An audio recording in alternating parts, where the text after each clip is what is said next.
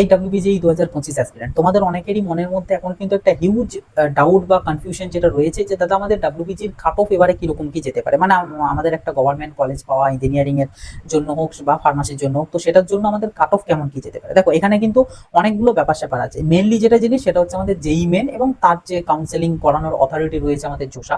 তো জোসার আন্ডারে তোমরা প্রত্যেকেই জানো প্রায় 7টা 8টার মতন রাউন্ড কিন্তু আমাদের হয় জেইর কাউন্সেলিং এর, এবং আমাদের ডাব্লিউবিজেইর মোটামুটি যদি কাউন্সেলিং এর একটা এক্সপেক্টেড ডেট বা স্টার্টিং ডেট বলি তাহলে অ্যারাউন্ড ধরে রাখতে পারো আমাদের জুলাইয়ের মিডিল দিক। তো ততদিনে কিন্তু অলরেডি জোসার প্রায় 6টা 7টার মতন বা অ্যাটলিস্ট 5টার মতন কিন্তু রাউন্ড আমাদের কমপ্লিট হয়ে যাচ্ছে। তো ওটার জন্য কিন্তু বিভিন্ন রকম ফ্যাক্টর ডিপেন্ড করছে। দেখো একটা জিনিস হতে পারে যে অনেক ক্যান্ডিডেট আছে, দেখো প্রথমত তো বহু ক্যান্ডিডেট আছে যারা ডাব্লিউবিজেই এবং জেই মেন দুটো এক্সামই দিয়েছে। এবার বিষয় হচ্ছে কিছু কিছু জনের আছে যাদের জেই মেনটা ভালো হয়েছে, ডাব্লিউবিজেইটা তুলনামূলক খারাপ হয়েছে, বা জেই মেন ভালো হওয়ার কারণে তারা হয়তো জোসার থ্রু কোনো কলেজ পেয়ে গেল।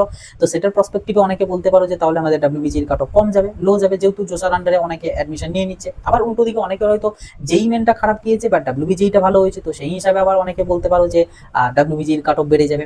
আবার আমাদের এবছরের নাম্বার অফ অ্যাটেন্ডেড ক্যান্ডিডেট, মানে আমাদের ডাব্লিউবিজির পরীক্ষার্থীর সংখ্যা তুলনামূলক কম, তো সেই হিসাবে আবার অনেকে বলবে যে তাহলে আমাদের কাট অফ এবারে কম যেতে পারে। আবার অনেকে এই জিনিসটা বলতে পারো এবছরে আমাদের মার্কস পাওয়ার যে প্রবণতাটা সেটা একটু তুলনামূলক বেশি, অনেক ক্যান্ডিডেট আছে যারা 80 90 বা 100+ মার্কস পাচ্ছে, তো সেই হিসাবে আবার কাট অফ বেশি যাওয়ার কথা। তো এরকম একটা ওভারঅল মানে কি বলবো একটা মানে কমপ্লেক্স জিনিস কিন্তু তোমাদের অনেকের মনে তৈরি হয়েছে। তো যেটার আমি এক কথায় যদি কনক্লুশন হিসেবে বলতে চাই যে ডাব্লিউবিজির কাট অফ কিরকম যাবে, তো আমি বলবো আগের বছরে যেরকম কাট অফ গিয়েছিল অন অ্যান অ্যাভারেজ সেই রকমই কিন্তু কাট অফ আমাদের এই বছর ডাব্লিউবিজি 2025-এরও যাবে। তবে হ্যাঁ, ইডাব্লিউএস এবং ওবিসি, এবার ওবিসি বলতে ওবিসি এ এবং বি দুটো ক্যাটাগরি, এই তিনটে ক্যাটাগরির ক্ষেত্রে কিন্তু কাট অফের হয়তো একটু হাই যেতে পারে, কারণ প্রিভিয়াস ইয়ারে ইডাব্লিউএস এর বহু লো কাট অফ গিয়েছিল, কারণ অনেক ক্যান্ডিডেটের কিন্তু ইডাব্লিউএস সার্টিফিকেট তারা সাবমিট করতে পারেনি, যে কারণে জেনারেলে কনভার্ট হতে হয়েছিল।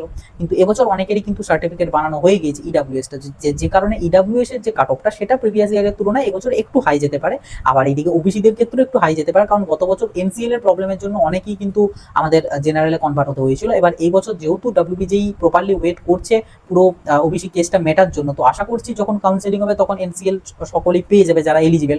তো যে কারণে ওবিসিদের ক্ষেত্রেও হয়তো কাট অফটা একটু তুলনামূলক আগের বছর তুলনায় হাই যেতে পারে, বাট বাকি ক্যাটাগরি অর্থাৎ জেনারেল, এসসি, এসটি এগুলোর ক্ষেত্রে হিউজ কিছু ডিফারেন্স আসবে বলে আমার মনে হয় না।